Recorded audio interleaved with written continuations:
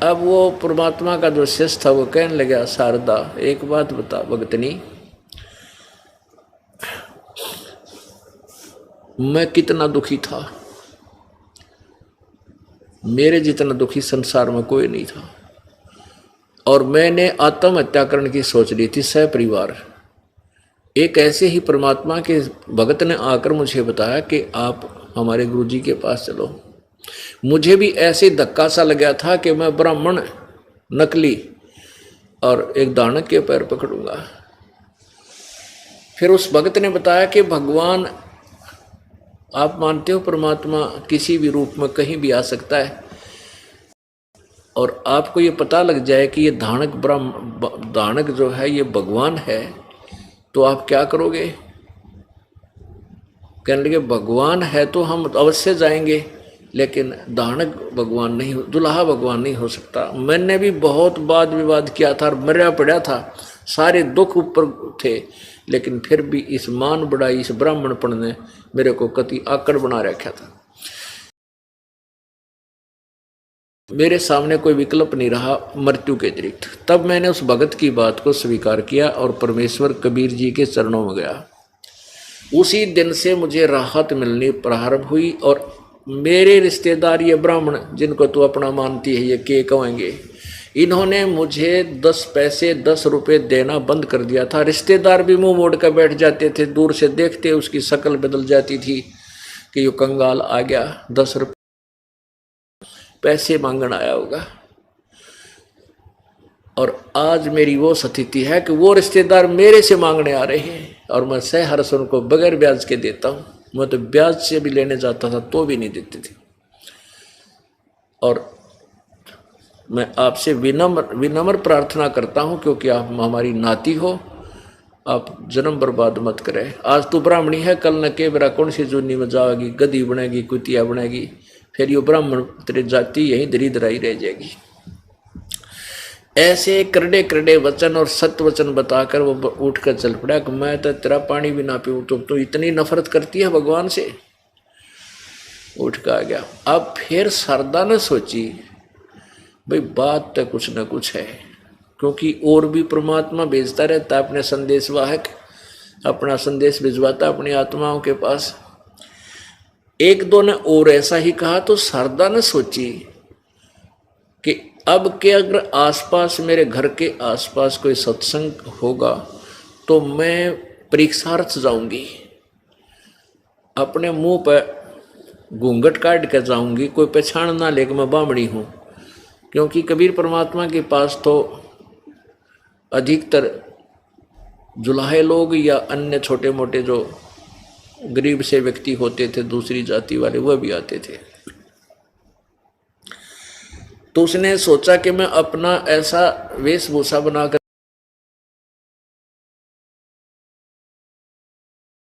मेरे सिर पे हाथ रखा, और मैं स्वस्थ होगी, मुझे राहत मिल गई, तो मैं चरण पकड़ लूंगी, समाज न नहीं देखूंगी।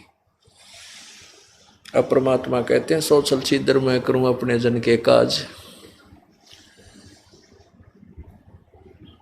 अरणक सिपू जो मार दूं नरसिंह धर लूं साज। तो उस परमात्मा का संदेशा मिला शारदा को।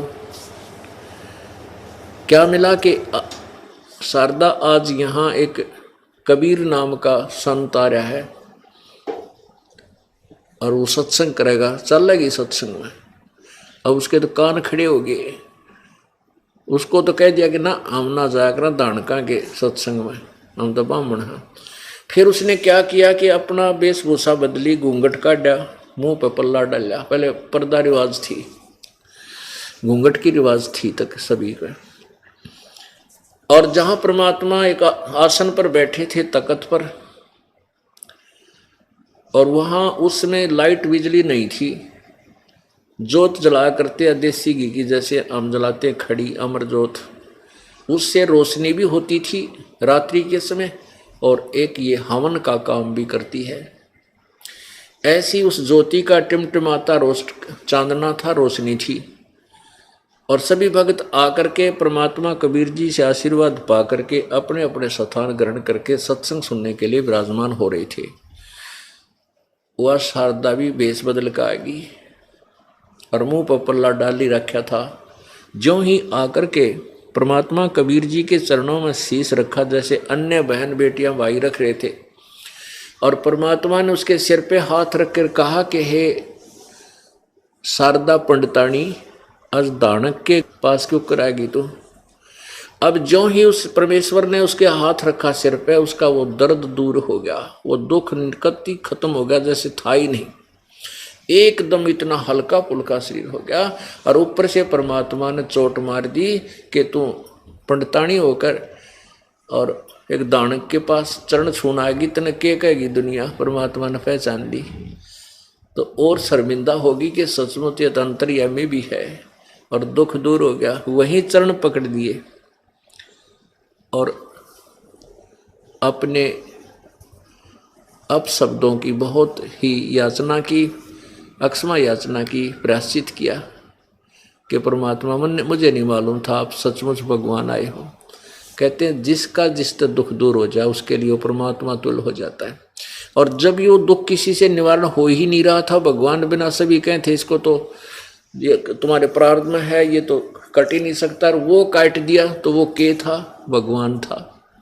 वो भगवान है, था और रहेगा, कबीर परमेश्वर। अब फिर बैठ गई वह शांति, तो सत्संग सुना, और फिर परमात्मा ने उस प्यारी आत्मा को सभी को सत्संग सुनाया। भाई और बात तेरे काम न आवे, तू संतों शरण लाग रे।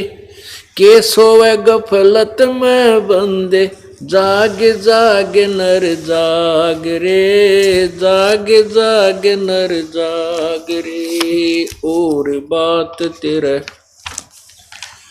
तो संतों शरण लाग रे। के सोवे गफलत में बंदे, जाग जाग नर जाग रे, जाग जाग नर जाग रे।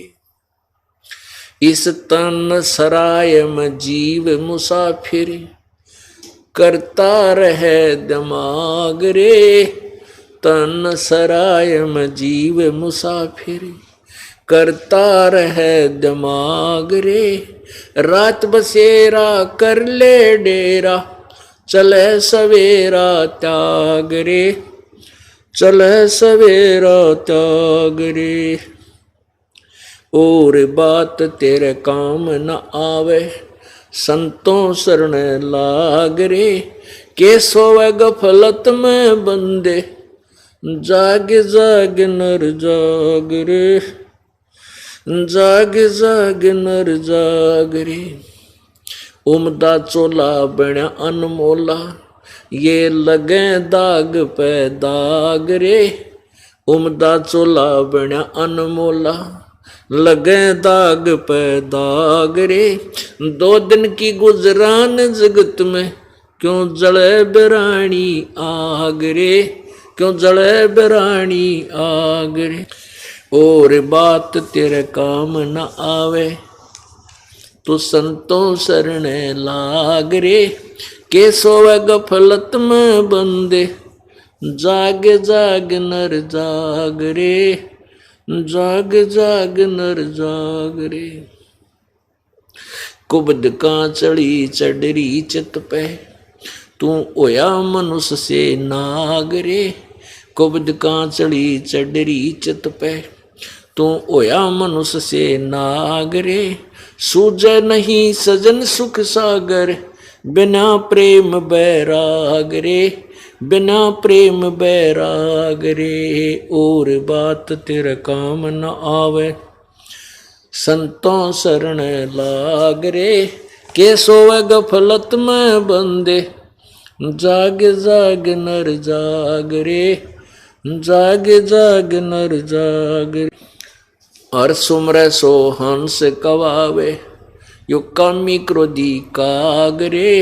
हर सुमरे सो हंस कवावे, कामी क्रोधी काग रे। भौरा न भर में विष के बन में, चल बेगमपुर बाग रे, चल बेगमपुर बाग रे। और बात तेरे काम न आवे तो संतों शरण लाग रे, के सोवे गफलत में बंदे, जाग जाग नर जाग रे, जाग जाग नर जाग रे। शब्द सैन सतगुरु की पेछानी, पाया अटल सुहाग रे, शब्द सैन सतगुरु की पेछानी, पाया अटल सुहाग रे। नितानंद महबूब गुमानी, प्रगटे पूर्ण बाग रे, प्रगटे पूर्ण बाग रे। और बात तेरे काम न आवे तू संतों शरण लाग रे, के सोवे गफलत में बंदे, जाग जाग नर जाग रे, जाग जाग नर जाग रे। परमेश्वर कबीर जी सत्संग के द्वारा अपनी प्यारी आत्माओं को सुना रहे हैं कि ये मनुष्य जीवन बार बार नहीं मिलता। ये एक आपने जो शरीर मिला है आपको, ये कुछ समय के लिए आपने किराए पर प्राप्त किया है। परमात्मा ने ही आपका ये 5 तत्वों का महल बनाकर, ये सरा बनाकर आपको दे रखी है, धर्मशाला चलती फिरती। और ये आपको कुछ समय के लिए प्राप्त है, जितना आपने किराया दे रखा है इसका, जितने आपके संस्कार हैं। और इस तन सराय में जीव मुसाफिर, ये जीव एक यात्री है और एक रात्रि के लिए इस धर्मशाला में रुका है। ये जीवन जो है एक रात्रि है, और जब ये जीवन समाप्त होगा तो आपका यो सपना टूटेगा और ये आपका शरीर यहाँ से खत्म हो जाएगा। इसको छोड़ के आप चले जाओगे, आपका किराया पूरा हो जाएगा। तो क्या बताते हैं, रात बसेरा कर ले डेरा, तू चले सवेरा त्याग रे। इस मनुष्य शरीर को प्राप्त करके आप गफलत में सो रहे हो। कौन सी गफलत है? अज्ञान रूप अंधकार में, और इस मोह ममता की नींद में आप गहरे सो रहे हो। आपको जगाने के लिए परमात्मा स्वयं भी आते हैं और हमारे जैसे दास की भी ड्यूटी लगाते हैं आपको जगाने के लिए। और जो पुण्यात्मा होते हैं वो जाग जाते हैं और अपने मूल काम को प्रारंभ कर देते हैं, जो मनुष्य जीवन का होता है, आत्म कल्याण का, सत्य भक्ति करने वाला जो काम है, उस कार्य को भी वो तुरंत शुरू कर देता है। तो क्या बताते हैं कि रात बसेरा कर ले, इस तन सरा में जीव मुसाफिर, करता रहे दिमाग रे। आप अपने विचारों से सब सेट होए बैठे हैं, मैं न्यू कर दूंगा, मैं न्यू कर दूंगा, ऐसे कर दूंगा, एक कोठी बनाऊंगा, एक कार ले लूंगा, और वो तो चल ले ले, जो तेरे भाग में मिल जाएगा। लेकिन परमात्मा की भक्ति में भी थोड़ी रुचि बना। अब जैसे हमने कितने दिमाग में, अपने दिमाग में क्या सोच रखा है। एक व्यक्ति जा रहा गया किसी कामवश और वापस नाइट सर्विस से आ रहा रात के 1 बजे कि जल्दी जा करके ऐसा करूँगा, घर पहुँचूँगा, वहाँ ऐसा करूँगा, वो ले आऊँगा, फलाना दे के आना, उसको ले के आना। रास्ते में एक्सीडेंट हो गया, वहीं मर गया। अब वो सारे आगे के पुल बांध रहा था, वह सारे दरे दराए रह गए। तो परमात्मा कहते हैं, यदि तू मेरी शरण में होता, और चलो यात्रा तक करनी थी, काम भी करने ही हैं, एक तो वो आने जाने का जो समय तुझे लगा, भगवान की भक्ति करता जाता, भक्ति करता आता। जिस कामवश आप गए हो वो काम तो वहाँ जाने पर ही होना था। बीच में जो 2 घंटे 3 घंटे सफ़र, 4 घंटे का था, 3-4 का आने का था, वो परमात्मा की भक्ति में लगा सकते थे यदि आपके पास ये मंत्र होता तो, ये नाम होता। और फिर आपके ऊपर ऐसी आपत्ति जो बीच में मृत्यु होती, ये टल जाती, आपके वह काम भी ठीक होते। अब उस पूर्ण परमात्मा की भक्ति ना करके आप मन में जो और 36 प्रकार के विचारों को लिए घूम रहे हो, उसके विषय में कहा है कि इस तन सराय में, इस धर्मशाला में, ये जीव मुसाफिर यात्री है। ये जीव कुछ समय का मेहमान है। और करता रहे दिमाग रे, रात बसेरा कर ले डेरा, तू चले सवेरा त्याग रे। उमदा चोला बना अनमोला, लगे दाग पे दाग रे, 2 दिन की गुजरान जगत में क्यों जड़े बिरानी आग रे। हम अपने बच्चों को सुखी बनाने के लिए, धनी बनाने के लिए बड़े बड़ी कोठी इनको बनवा के दे दूं, उसके लिए हम क्या करते हैं कि तो 2 नंबर का धंधा करें, 100 जगह झूठ बोला, सारा दिन ले ले आजा, ले ले आजा, नो कर ले। परमात्मा कहते हैं जो तेरे प्रारब्ध में लिखा हुआ ही मिलेगा। कब तक? जब तक तू मेरी शरण में नहीं आओगा। कबीर जी कहते, कबीर परमेश्वर के पास वो वीटो पावर है, वो सुप्रीम पावर है, वो आपकी किस्मत में ना हो वो भी दे देगा, यदि आपको देखेगा कि ये मेरी भक्ति में पूरी रुचि रखता है, आपका दिल ना टूट जाए, भक्ति भगवान से आस्था ना हट जाए, इसलिए वो अपने कोटे तभी आपको एक आधा सुखी सा दे देता है। तो जब तक हम कबीर परमात्मा की शरण में नहीं आते, तब तक हमें केवल वर्क डन मिलेगा। ब्रह्मा विष्णु महेश वर्क डन देंगे, ब्रह्म भी किए कर्म का फल ही देगा, कोई परिवर्तन नहीं कर सकता, पर ब्रह्म भी नहीं कर सकता, केवल पूर्ण ब्रह्म परम अक्षर ब्रह्म कर सकता, वो कबीर देव है। और वो तभी करेगा जब आप पूर्ण परमात्मा उसकी शरण में, उसी के नुमाइंदे परम संत तत्वदर्शी संत के माध्यम से उसकी शरण ग्रहण करोगे, तब वो कबीर परमेश्वर आपको लाभ देगा, विशेष लाभ देगा, जो आपके भाग्य में ना होगा तो भी देगा, लेकिन वो वही देगा जो आपके हित में होगा। तो कहने का भाव ये है कि आप इधर उधर के हम सारा दिन जुगाड़ जोड़े रहते हैं, बच्चों को धनी बनाने के लिए हम ना जाने क्या क्या इधर उधर के 100 झूठ कपट करते हैं, नरे पाप इकट्ठे करते हैं, और वो धन नहीं रह सकता, वो धन नहीं रहेगा आपके, क्योंकि आपके भाग में कोई नहीं। मान लीजिए आपने 1,00,000 2 लाख रुपये दो इधर उधर तक करके को झूठ बोल के 2 के 20 बना के इकट्ठे कर भी लिए, तो कि तो और बीमारी में लग जाएंगे। एक वैसे तो बहुत से ऐसे उदाहरण हैं, लेकिन एक आधा विशेष उदाहरण होता है जो हृदय में जाकर लगता है। एक भक्त ने बताया कि जी आपने जो कथा सुनाई है सच्ची मेरे पर लागू होगी।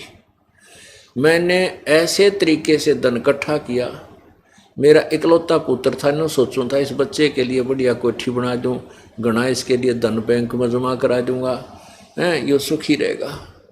उसके लिए मैंने बहुत जुल्म किए, बस पूछो मत। 2 रुपये की चीज़ को मैं 10 रुपये में 20 रुपये में उसको नकली को असली वो ला कर लेवल बेचा करता था। अब बहुत बताई उसने बाद में, तो उसने क्या बताया कि मेरा इकलौता पुत्र था, उसको रोग हो गया। पहले तो आसपास के जैसे हॉस्पिटलों में प्राइवेटों में दिखाया, फिर कोई कहने लगा इसका ऊपरे का है, कोई कहे इसका माता का है, कोई कहे इसका फलाने का, वहाँ भी धक्के खाए। फिर पता चला जांच कराई तो उसके दोनों किडनी फेल हो गए, दोनों गुर्दे खराब हो गए। ऑल इंडिया इंस्टीट्यूट दिल्ली में उसका ऑपरेशन करा। करने का भाव उसका ये था कि उस समय मेरे लगभग 3.5 लाख रुपए उसके पूरे ट्रीटमेंट पर, पहले भी जो धक्के खाता इंडिया प्राइवेटों पर भी, तो सारे लगा गए। इतने में वो कुर्दा किसी का लिया रिश्तेदार से ले दे के, और वो ठीक कराया। लड़का स्वस्थ हो गया। लेकिन मैंने जो 2 लाख रुपए 2.5 लाख कमाए होंगे, 3-3.5 लाख रुपए लग गए, कर्जा हो गया। फिर ने सोची कोई बात ना, बेटे की जान बच गई, फिर कर दूंगा हेरा फेरी तय। 6 लड़के की गुर्दा तो ठीक हो गए, स्वस्थ हो गया। 6 महीने के बाद वो लड़का बस एक्सीडेंट में, दुर्घटना में मृत्यु को प्राप्त, टक्कर मार मार कर रोया। अब चाट ले उस धन ने और सिर पर धर ले वो कोठी ने जो बनाना चाहा था, जिसके लिए वो ना रहा। तो वो पाप न्यों के न्यों रह गए तेरे ऊपर। इस दास ने बताया कि वो पाप तेरे ऊपर ज्यों के त्यों रह गए, जो जिस कारण से तेने धन कमाना चाहा था और कमाया था, वो धन रहा को नहीं, पाप न्यों के न्यों रह गए, वो तना भोगने पड़ेंगे। और कबीर परमेश्वर की चरणों में आकर के सतभक्ति करने से वो पाप नष्ट हो जाते हैं। केवल यही एक प्रभु है जो हमारे पाप अक्षमा कर सकता है। अब कबीर परमात्मा अपनी डबल रोल करते थे कि मैं उस समर्थ का दास हूं, उस समर्थ का दास हूं जिसकी शरण में आने से कभी ना हो अकाज। अपने महिमा आप ही बताते थे। तो इस प्रकार 5-4 सत्संग लगातार अटेंड किए। शारदा ने वो परिपक्व होगी, पूरी सृष्टि रचना सुनी और ब्रह्मा विष्णु महेश की सतिथि से परिचित होगी। तो एक बार उस सर्वानंद जी ने क्या किया, सर्वानंद जी ने सोचा कि मैंने सभी ब्राह्मणों को पराजित कर दिया है, ऋषि महर्षियों को, क्यों ना मैं अपना नाम सर्वाजीत रख लूं कि सभी मुझे एक ही बार देख लें, मेरे नाम से ही परिचित हो जाएं कि ये है वो सर्वाजीत जिसने सबको जीत लिया। ये विचार करके उसने अपनी माता शारदा जी से कहा कि माता जी आप मेरा नाम सर्वाजीत रख दो। माता ने कहा बेटा सर्वानंद कौन सा बुरा नाम है, ये भी तो बहुत अच्छा नाम है। कि माता जी ऐसे है ना, मैंने सभी विद्वानों को, महर्षियों को, गुरुओं को, ब्राह्मणों को, सबको पराजित कर दिया और मैं सबसे विजयी हो चुका हूँ, इसलिए मैं सर्वजीत नाम रखवाना चाहता हूँ ताकि मेरे नाम के सुनते ही सब ने पता लग जाए कि आ गया सर्वजीत जिसने सब विद्वानों को पराजित कर दिया। तो माई ने बोली बेटा एक विद्वान को और पराजित कर दे, फिर मैं अपने बेटे का नाम सर्वजीत रख दूंगी। तो सर्वानंद ने पूछा कौन है माता, बता मुझे जल्दी। कि मेरे गुरुजी है ना कबीर जी। अब परमात्मा का जब नाम लिया शारदा ने तो उसको पता चला था कि सर्वानंद को, और वो कहा करता माँ तने तो जो है ना हमारी इज्जत माटी में मिला दी, कहाँ फंस गई, कि चलेगी तो क्या कहेगी दुनिया।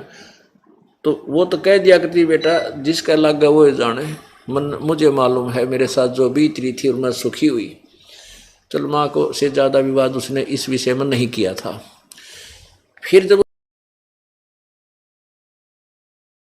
को तब मैं मान जाऊंगी तुझे और फिर मैं तेरा नाम सर्वजीत रख दूंगी, ना तो तेरी माँ तेरा सर्वजीत नाम कति नहीं रखे। तो कहने लगा माँ आप भी अच्छी बात करती हो, किसका नाम लिया, अनपढ़ अशिक्षित, उसको तो 1 मिनट में अभी पराजित करके अभी गया अभी आया। माता ने कहा बेटा ऐसे नहीं मानूंगी, कुछ प्रमाण जाइए लिखवा के कि वो हार गए पक्का।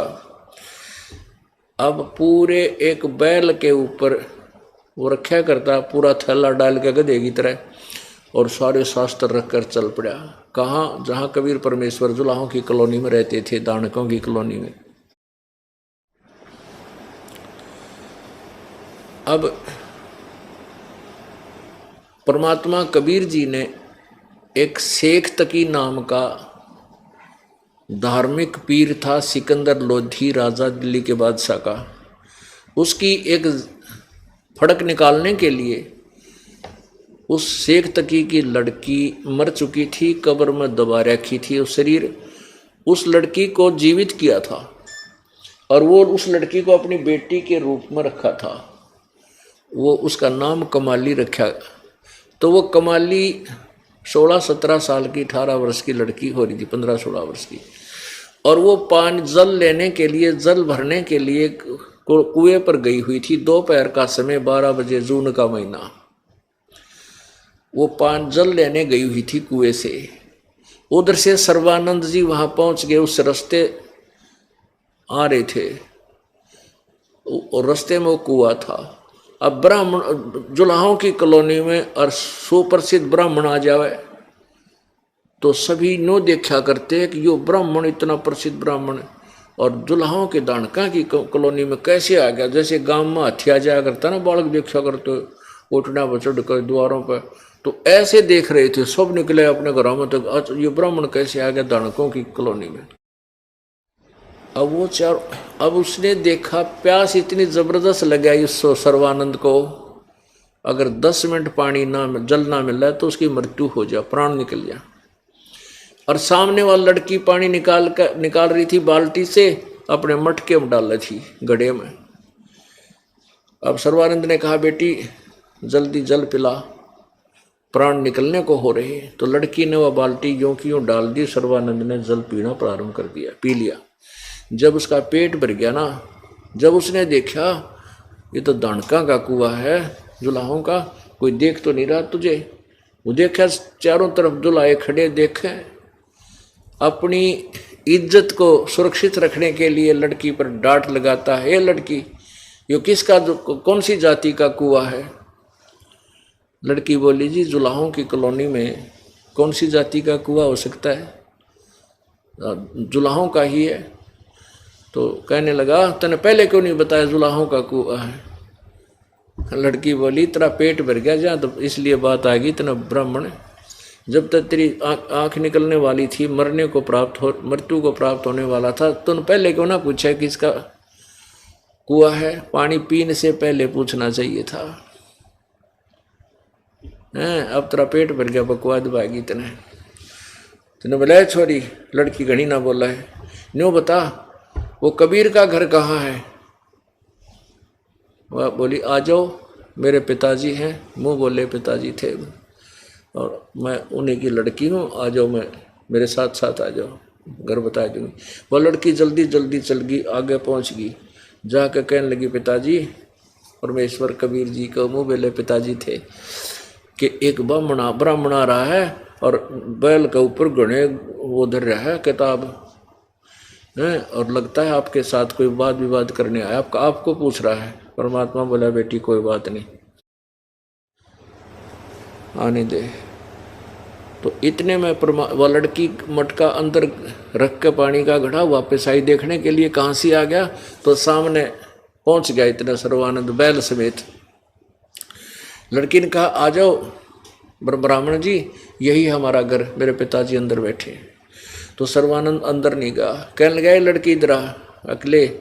उसने क्या किया कि एक लोटा पानी ला, वह लोटा भर लाई पानी का, कि मेरे इस पात्र में डाल दे, मेरे लोटे में।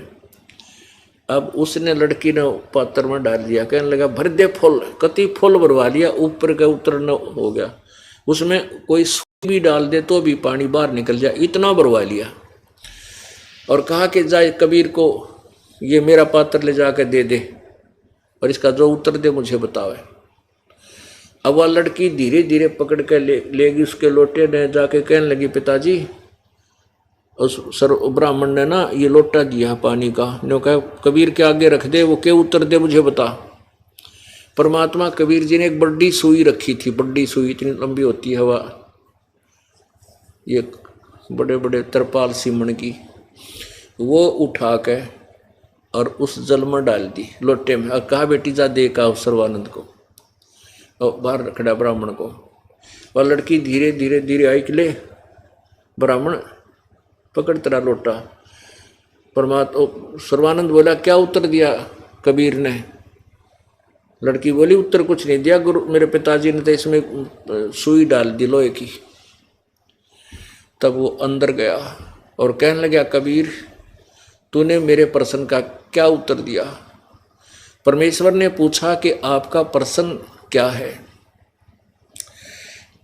सर्वानंद ने बताया कि मैंने पानी का लोटा इसलिए तेरे पास दिया था, ये लबालब भरा हुआ, कि मैंने अपनी माता जी से सर्वाजीत नाम रखवाना है। मैंने सभी ब्राह्मणों को, सभी ऋषि महर्षियों को शास्त्रार्थ में पराजित कर दिया है, और मैं अपना नाम सर्वाजीत रखवाना चाहता हूँ। और मेरी माँ ने शर्त रख दी है कि मैं आपको पराजित करके जाऊंगा, तब मेरी माँ मेरा सर्वाजीत नाम रखेगी। मेरा ये लोटा पहुंचाने का तात्पर्य ये था कि मैं जैसे इस लोटे में और जल डालने का स्थान नहीं है, और जल नहीं डलेगा तो बाहर जाएगा, ऐसे मैं सदग्रंथों के ज्ञान से भरा पड़ा हूँ। तेरे ज्ञान की मुझे जरूरत नहीं, तेरा ज्ञान मेरे में नहीं समाएगा, बाहर ही जाएगा, इसलिए तू अपनी हार लिख दिए।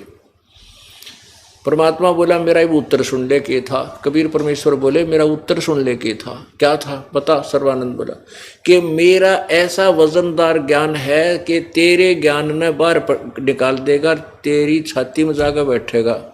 जैसे सुई मैंने डाली, तेरा पानी बाहर निकल गया, सुई ने तेरे लोटे की तड़ी में जगह बना ली। ऐसे मेरा दो तत्व ज्ञान है, तेरे ज्ञान को बाहर फेंक देगा सारे को और तेरे अंदर समा जाएगा। अच्छा, ऐसा कैसा ज्ञान है? तू मेरे शास्त्रार्थ कर, ये कर। तो ऐसा जब सुना कि भी योग शास्त्रार्थ करने आ रहा है, तो जुलाहे लोग इकट्ठे हो गए कि उस कॉलोनी में तो वो जुलाहे थे। अब सर्वानंद ने कहा कि प्रश्न करो, प्रश्न करो। परमात्मा ने कहा कौन ब्रह्मा का पिता है और कौन विष्णु की माँ, शंकर का दादा कौन है? सर्वानंद दे बता। तो क्या कहता है? इसका ब्रह्मा विष्णु महेश अजरो अमर है, इनके कोई माता पिता नहीं। सर्वेश्वर महेश्वर कालेश्वर सब कुछ नाम दर दिए और सर्व सृष्टि रचान हार ये हैं, इनके कौन माता पिता? देखो देखो ये क्या बात कर रहा। तो परमेश्वर ने कहा कि आपके पास विष्णु शिव पुराण है।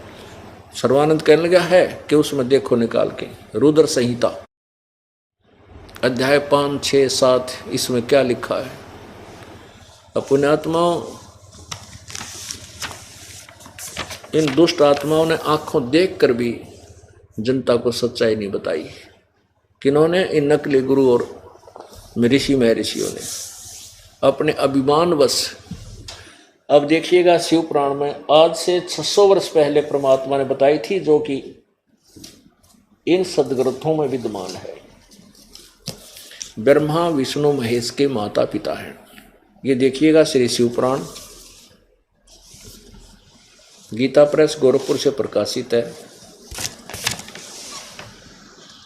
संपादक है हनुमान प्रसाद पोदार,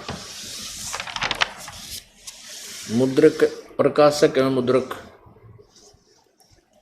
गीता प्रेस गोरखपुर, गोविंद भवन कार्यालय कोलकाता का संस्थान। इस रुद्र संहिता में क्या लिखा है ये देखिएगा। ये है रुद्र संहिता।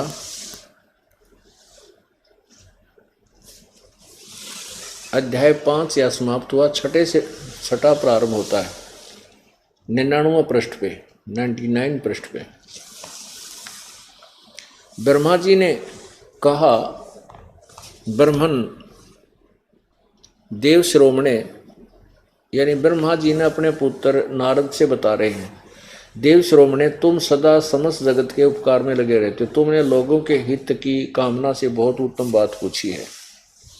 जिस समय समस्त चराचर जगत नष्ट हो गया था, सर्वत्र केवल अंधकार ही अंधकार था। न सूर्य दिखाई देते थे, न चंद्रमा, अन्य ग्रहों और नक्षत्रों का भी पता नहीं था। न दिन होता था न रात, अग्नि पृथ्वी वायु आदि कुछ भी नहीं थे। उस समय तत् सद ब्रह्म, इस श्रुति में जो सत्य सुना जाता है एकमात्र वही शेष था। आगे देखो, जिस परब्रह्म के विषय में ज्ञान और अज्ञान से परिपूर्ण उक्तियों द्वारा इस प्रकार विकल्प किए जाते हैं, उसने कुछ काल के बाद द्वितीय की इच्छा प्रकट की। उसके भीतर एक से अनेक होने का संकल्प उदित हुआ। तब उस निराकार परमात्मा ने अपनी लीला शक्ति से अपने लिए मूर्ति की कल्पना की। जो मूर्ति रहित परब्रह्म है, उसकी मूर्ति भगवान सदाशिव है। भगवान सदाशिव है। अर्वाचीन और प्राचीन विद्वान इन्हीं को ईश्वर कहते हैं। उस समय एकाकी रह करके स्वेच्छा अनुसार विहार करने वाले उन सदाशिव ने अपने विग्रह से स्वयं ही एक स्वरूप भूता शक्ति की सृष्टि की, जो उनके अपने श्री अंग से कभी अलग होने वाली नहीं थी। उस पराशक्ति को प्रधान प्रकृति गुणवती माया बुद्धि तत्व की जननी तथा विकार रहित बताया है। वह शक्ति अंबिका कही जाती है। उसी को प्रकृति सर्वेश्वरी त्रिदेव जननी, ओह, ब्रह्मा विष्णु महेश की माता, नित्या और मूल कारण भी कहते हैं। सदाशिव द्वारा प्रकट की गई उस शक्ति की 8 भुजाएं। एक तो इससे सिद्ध हो गया कि जो निराकार जिसको ये मानते हैं काल रूपी ब्रह्म को, इसने ये निराकार माना है, क्योंकि उसने कसम खाई है, प्रतिज्ञा की है काल ने, ब्रह्म ने, कि मैं कभी भी अपने काल रूप यथार्थ रूप में किसी के सामने नहीं आऊंगा। ये मेरा अटल अनुतम नियम, जैसा कि गीता जी अध्याय नंबर 7 के श्लोक 24-25 में आज सत्संग में आपको सुना था। तो ये सामने उस रूप में नहीं आता, अन्य रूप धारण कर लेता, किसी के सामने शिव रूप, किसी के सामने ब्रह्मा, किसी के रूप में अपने पुत्र विष्णु का रूप धारण कर लेता है। तो इसीलिए ब्रह्मा जी बता रहे हैं कि उस निराकार ने एक बार शिव जी की रूप बना लिया। ब्रह्मा के सामने आओगा तो शिव जी रूप बना का होगा, या विष्णु रूप बना के आएगा। ब्रह्मा रूप बना का हो तो वो फिर विचलित हो जाए। तो उसने, अब ब्रह्मा बता रहा है कि वो सदाशिव ने, फिर निराकार भगवान सदाशिव बन गया, और उसने अपने अंदर से एक स्त्री निकाली, दुर्गा प्रकृति। जबकि ये स्त्री कहानी कबीर परमात्मा ने ब्रह्मा को बताई थी। ब्रह्मा ने कुछ सुनी, कुछ अनसुनी करके, कुछ अपना मिश्रण करके अब ये पुराण में लिखा है। इसका वास्तविक यह है कि कबीर परमेश्वर ने, उस काल ने जब ये दुर्गा को खा लिया था, अंदर उसके पेट में चली गई थी, परमेश्वर कबीर जी ने आकर के उसके शरीर से निकाली थी। अब ये ब्रह्मा जी ने अपने हिसाब से अटकल ला कर बताई है, पर सच्चाई कुछ हद तक है। अब क्या कहता है कि उस काल के शरीर से निकली दुर्गा, इसको प्रकृति भी कहते हैं, तीनों देव की जननी है, ये 8 भुजा वाली है। आगे देखो, ये शक्ति के 8 भुजाएं हैं। नाना प्रकार के आभूषण उसके श्रीअंगों की शोभा बढ़ाते हैं। वह देवी नाना प्रकार की गतियों संपन्न और अनेक प्रकार के अस्त्र शस्त्र धारण करती है। एकाकिनी होने पर भी वह माया संयोग वसात अनेक हो जाती है। जैसे 3 रूप धारण और कर लिए थे, लक्ष्मी, सावित्री और पार्वती का। और वे जो सदाशिव है उन्हें परम पुरुष ईश्वर, शिव शंभु और महेश्वर कहते हैं। वे अपने सारे अंगों पर भस्म रमाए रहते। उन काल रूपी ब्रह्म ने, ये काल रूपी ब्रह्म है जिसको सदाशिव कहते हैं, इस काल रूपी ब्रह्म ने एक समय शक्ति के साथ, ये नाथ शब्द गलत है, शक्ति के साथ शिवलोक नामक अक्षेत्र का निर्माण किया। उस उत्तम अक्षेत्र को काशी कहते हैं। वह परम निर्वाण या मोक्ष स्थान है जो सबके विराजमान। वे प्रिया और प्रियतम रूप शक्ति और शिव जो परमानंद रूप हैं, उस मनोरम क्षेत्र में नित्य निवास करते हैं। काशीपुरी परमानंद रूपणी है मुने, शिव और शिवा ने। शिव इस काल ने, शिवा इस दुर्गा ने। शिव और शिवा ने प्रलय काल में भी कभी उस क्षेत्र को अपने सानिध्य से मुक्त नहीं किया है। देव से एक समय उस नंदन वन में रमण करते हुए शिवा और शिव के मन में, दुर्गा काल और दुर्गा के मन में, दुर्गा और काल के मन में यह इच्छा हुई कि किसी दूसरे पुरुष की सृष्टि करनी चाहिए, यानी कोई बच्चा पैदा करा, जिस पर यह सृष्टि संचालन का महान भार रखकर हम दोनों केवल काशी में रहकर सब इच्छा अनुसार विचरें और निर्वाण धारण करें। ऐसा विचार करके, ऐसा निश्चय करके शक्ति सहित सर्वव्यापी परमेश्वर शिव ने अपने वाम भाग के 10वें अंग पर अमृत मल दिया। फिर तो वहां से एक पुरुष प्रकट हुआ, उसका नाम केदरा। इन्हें पति पत्नी व्यवहार किया दोनों ने। फिर वहां से क्या और बच्चा उत्पन्न, उसका नाम क्या रखा? शिव ने कहा, वत्स व्यापक होने के कारण तुम्हारा विष्णु नाम विख्यात हुआ। परमात्मा बोले, पढ़ के देख और सुना दे सबने। अब उसने संस्कृत में लिखा हुआ था, सारा पढ़ लिया और सच्चाई जो की तो नहीं सुन कहा, कहने लगा नहीं ऐसा कहीं नहीं लिखा, और पढ़ भी लिया। आगे देखो, फिर ब्रह्मा की उत्पत्ति, ये 6वां अध्याय समाप्त हुआ। 7वां, ब्रह्मा जी कहते हैं, देव से तत्पश्चात कल्याणकारी परमेश्वर शाम सदाशिव ने पूर्वोत्तर प्रयत्न करके मुझे अपने दाहिने अंग से उत्पन्न किया। यानी उसी तरह जैसे विष्णु पति पत्नी विहार से विष्णु उत्पन्न किया था, ऐसे मैं भी उत्पन्न किया। अब आगे देखो, अब यहाँ अनुवाद करता विचलित हो जाता है कि शिव से शिव की उत्पत्ति कैसे लिखूं, ज्ञान तो इनको था नहीं। लेकिन चोर चोरावे तोमड़ी गाड्डे पानी में, वो गाड्डे हुआ ऊपर आवे नो सच्चाई छानी ना। अब यहाँ देखिएगा, अब 9वां अध्याय प्रश्न नंबर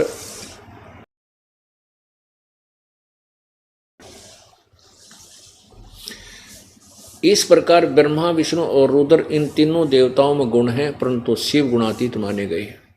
अब यहाँ चार हो गए, एक ब्रह्मा, एक विष्णु, एक रुद्र यानी शंकर, और एक इनका बाप शिव, दुर्गा इनकी माता। अब परमात्मा ने फिर बताया कि देवी पुराण निकाल, उसके तीसरे स्कंद अध्याय नंबर 4, 5, 6 में देखो उसमें क्या लिखा है। और वह भी पढ़ी न्यो की न्यो पाई। लेकिन कहते हैं राज तजना सहज है, सहज त्रिया का ने, और मान बढ़ाई ईर्षा दुर्लभ तजना ये। अपने मान बढ़ाई के लिए जनता को भ्रमित कर देना उन्होंने उचित समझा, और सत्य को उजागर नहीं करना चाहा। कहने लगा झूठ बोलता है, कहीं ऐसा नहीं लिखा है। और फिर उसने जो कोई श्लोक सलाह घोट रखे थे किसी और पुराण के या कोई वेद के मंत्र थे, वो संस्कृत बोलनी शुरू कर दी। 1 घंटे तक संस्कृत बोलता रहा। अब उस समय 2 विद्वानों का फैसला कौन करते थे? जनता, जिसने क्या का ज्ञान नहीं, वो ताली बजा देते थे किसी के हक में, और वाह वाह वाह, तो वो विजयी हो जाता था। न्यू भट्ठा बैठ रहा था, शास्त्रार्थ ने न्यू नाश कर रखा था। अब उन जुलाहा व्यक्तियों ने जो अशिक्षित थे, उन्होंने सर्वानंद की सुनकर वह राम एक कंटिन्यूस धारावाहिक संस्कृत जिसको वो स्वयं भी समझ नहीं सकते थे, और कह दिया वाह सर्वानंद, वाह सर्वानंद, वाह वाह। तो कबीर साहब पराजित कर दिए और वो डांगर विजयी हो गया, वो सर्वानंद। एक समय एक किसान का लड़का 6ठी कक्षा में पढ़ा करता, पहले 6ठी कक्षा से अंग्रेजी शुरू होया करती, 7वीं में 6ठी 7वीं में पढ़ा था। रविवार का दिन पिता के साथ बैलगाड़ी में बैठा हुआ खेतों में जा रहा था। सामने से एक अंग्रेज अपनी मोटर कार से आ रहा था। उसने उन गाड़ी वालों को हाथ से इशारा देकर रुकवाया, वो रुक गए और उनसे अंग्रेजी में बात करने लगा कि मैंने उस गांव जाना है, क्या मैं ठीक जा रहा हूँ, इंग्लिश बोल के। अब वो लड़का जो था वो अंग्रेजी पढ़ा करता, पिताजी के सामने अंग्रेजी में ऐसे याद कर रखे थे, वो सुनाया करता, सिक लीव पढ़ा करता, याद कर रहा था। तो पिताजी बोला बेटा यू अंग्रेज के अंडी पाक रहा है, अंग्रेजी बोल कर सुनाओ, जानो हम ना आती है कोई ना, मेरा बेटा भी तो अंग्रेजी जाने, सुना दे तो भी इसको, हम भी अंग्रेजी जानते। तो उस लड़के ने सिक लीव सुना दी, छुट्टी के लिए प्रार्थना पत्र इन इंग्लिश। अब वो सुनाने लग गया कि I am sick, I am ill today, I can not come to school, please grant me 1 day leave, your faithfully such and such, नाम बता दिया। अब उस अंग्रेज ने पूछा तो रास्ता वो सुना उसको, सिक लीव छुट्टी की प्रार्थना पत्र, तो माथे माथ मारा और अपना चलता अपना किसी मूर्ख से टकराया, पूछ रहा हूँ रास्ता सुनाओ, सिक लीव। तो उसके पिता ने अपने पुत्र की कमर थपथपाई, हुआ बेटा तने मेरी इज्जत रख दी, और अंग्रेज बजा दिया अंग्रेजी बोल के। और लड़का बोला पिताजी अभी तो माई बेस्ट फ्रेंड और याद था, ऐसे उसने सुन लेता था गाड़ी छोड़ के भाग जाता है। तो ये इसे परमात्मा पूछ रहा है कि इसमें क्या लिखा है, पढ़ के सुना, ब्रह्मा विष्णु महेश के माता पिता कौन है, और फिर वो तो सुनाया नहीं और बकवाद सुनाने लग गया और उससे विजयी हो गया।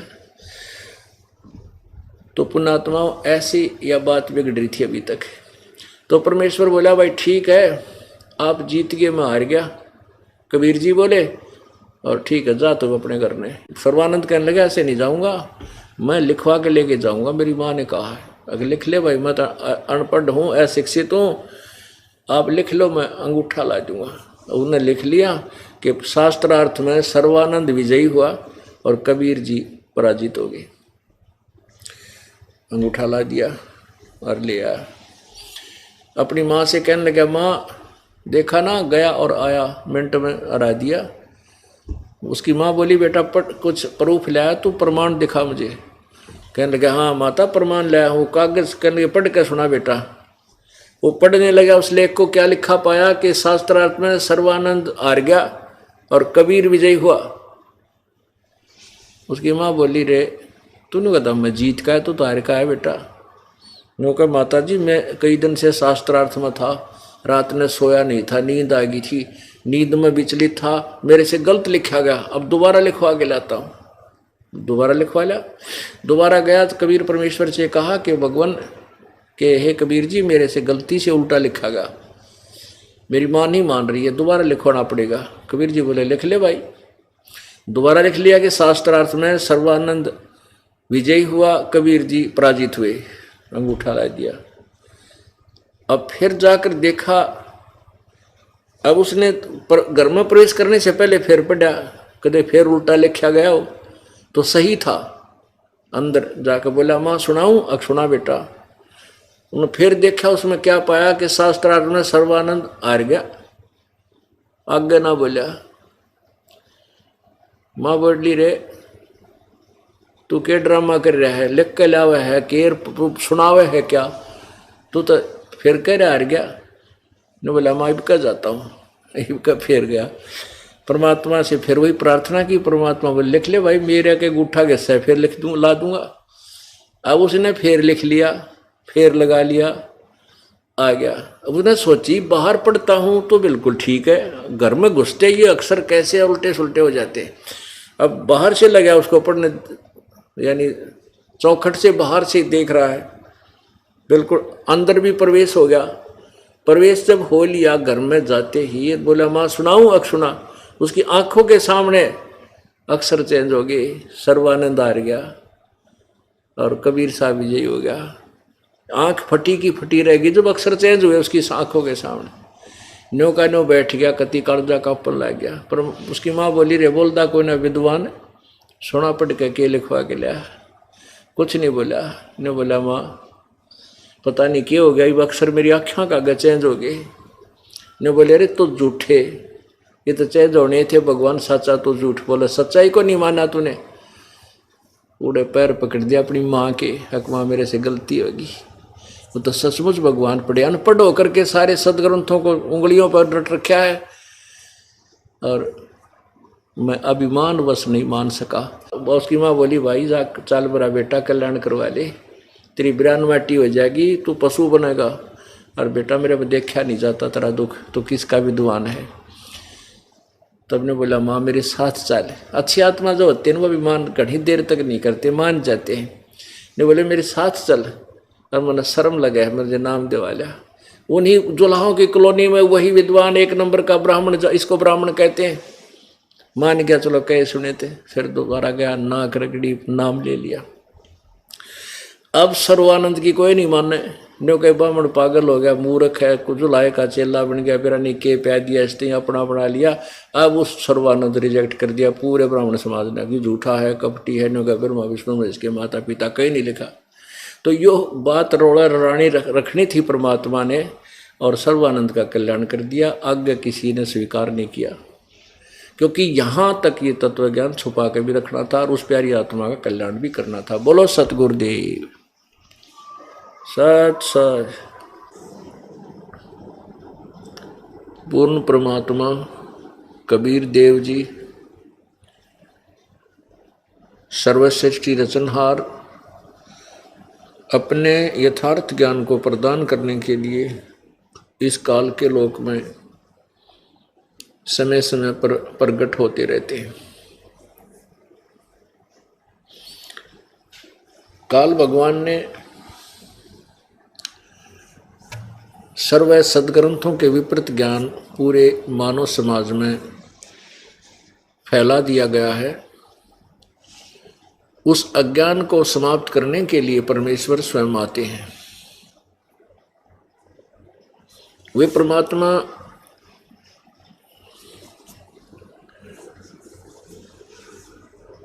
एक जन साधारण की भूमिका करते हैं। कुछ समय के लिए मेहमान तौर पे, मेहमान रूप में, एज ए गेस्ट, अतिथि रूप में इस संसार में आते हैं। एक जीवन, पूरा जीवन एक मनुष्य जैसा व्यतीत करके चले जाते हैं। उस दौरान वे अपनी सब क्रियाओं को करते हैं, उन क्रियाओं को करते हैं जो एक भक्त और संत को करनी चाहिए, उसके विपरीत नहीं। वे आकर के हमें क्या बताते हैं? अपनी अमृत वाणी के द्वारा अपने यथार्थ ज्ञान को प्रचार करते हैं। वे परमात्मा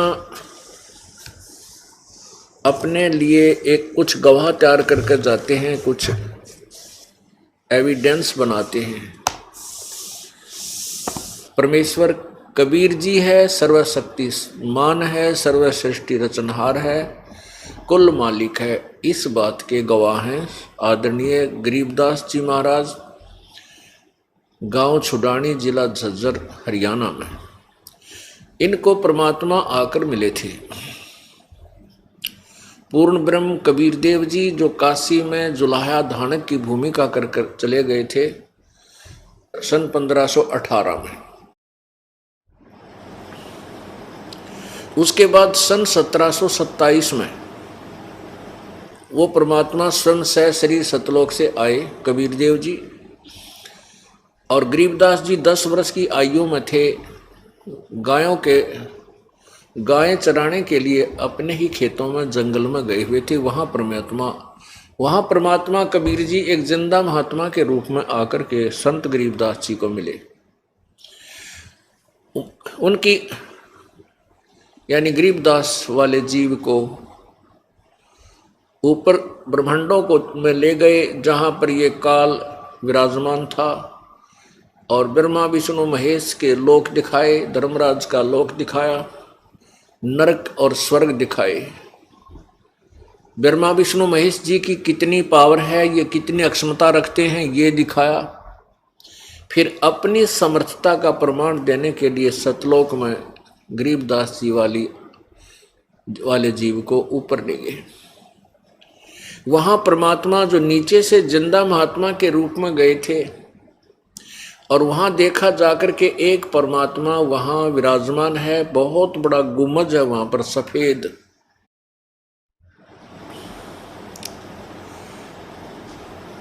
जैसे मंदिर नुमा होते हैं, मंदिर का जो छोटा सा बना देते हैं, वो गुम्बद होता है, ऊपर से गोल टाइप होता है, ज़्यादा लंबी चोटी नहीं है उसकी। उसके अंदर परमात्मा का तख्त है, सिंहासन है, और वहाँ नीचे से गए हुए उस जिंदा महात्मा के रूप में प्रकट परमात्मा कबीर जी ने अपने ही दूसरे स्वरूप जो तेजों में शरीर है, जिसके एक रोमकूप में करोड़ सूर्य करोड़ चंद्रमा मिला दे इतनी रोशनी है, यानी वो उन चंद्रमा और करोड़ चंद्रमा करोड़ सूर्यों की रोशनी भी फीकी रह जावे, इतना एक रोमकूप का प्रकाश है परमेश्वर कबीर देव का, अर्थात सत्य पुरुष का। तो नीचे से जो गए थे जिंदा महात्मा के रूप में डबल रोल कर रहे थे प्रभु, वहां जाकर के चंवर जो परमात्मा के वहां चंवर रखा था, उस चंवर को उठाकर के सत्कार करने के लिए अपने ही दूसरे स्वरूप जो तेजो में स्वरूप के ऊपर चंवर करने लग गए। गरीबदास जी ने सोचा कि परमात्मा ये है जो तख्त पर बैठा है, जो सिंहासन पर विराजमान है, बहुत ही तेजों में शरीर है इसका परमेश्वर का। इतना वो सोच ही रहे थे कि ये जो नीचे गया था ये कोई इसका नौकर होगा, ये जिंदा महात्मा इस भगवान का नौकर होगा, सेवक होगा, दास होगा, अनुयायी होगा। इतना सोच ही रहे थे। इतने में क्या हुआ कि जो भगवान तेजों में शरीर युक्त है, वो तख्त पर बैठा था, वो खड़ा हुआ। वो परमेश्वर खड़े हुए, और जो नीचे से जिंदा महात्मा के रूप में गए थे कबीर देव जी, वो पूरे अनंत कोट ब्रह्मांडों के मालिक के उस सिंहासन पर विराजमान हुए। और जो तेजों में शरीर युक्त जो परमात्मा बैठे थे, उन्होंने चंवर उठाया, और जो नीचे से गरीबदास जी को साथ लेकर के जिंदा महात्मा के रूप में गए थे, वो तख्त पर विराजमान हुए। उनके ऊपर वो तेजों में शरीर वाला भगवान चंवर कर रहा है, उसकी सेवा कर रहा है, पूजा कर रहा है। अब गरीबदास जी सोच ही रहे थे कि ये क्या हुआ कि भगवान और इस भगत पर, इस संत पर सेवा चौर कर रहा है, इसका सत्कार कर रहा है, सम्मान कर रहा है। इतने में वो तेजो में शरीर उस जिंदा वाले शरीर में समा गया। अकेले नीचे से गए हुए जो परमात्मा कबीर देव जी जो काशी में 120 वर्ष रहे थे, वही उस अनंत कोटि ब्रह्मांड के स्वामी के तख्त पर विराजमान है और चंवर स्वयं ऐसे चल रहा है। अब गरीबदास जी असमंजस में पड़ गए कि भाई भगवान तो यही भगवान है, यही परमेश्वर है जो नीचे से तुझे लेकर गया था, सचमुच ये परमात्मा है। और ये काशी में परमेश्वर ने बताया कि मैं 120 वर्ष बनारस में गया था और वहाँ मैंने इस तत्व ज्ञान का प्रसार किया था, और वापस जा भगत, परमेश्वर ने कहा गरीबदास जी को, वापस जा बच्चा और मेरी महिमा का गुणगान ढोल के डंके पर कर, मैं तेरे साथ रहूँगा। वहाँ जाने के बाद गरीबदास जी ने भी कहा कि प्रभु मुझे वापस ना भेजो, वहाँ तो बहुत बुरा लोक है। ओए होए,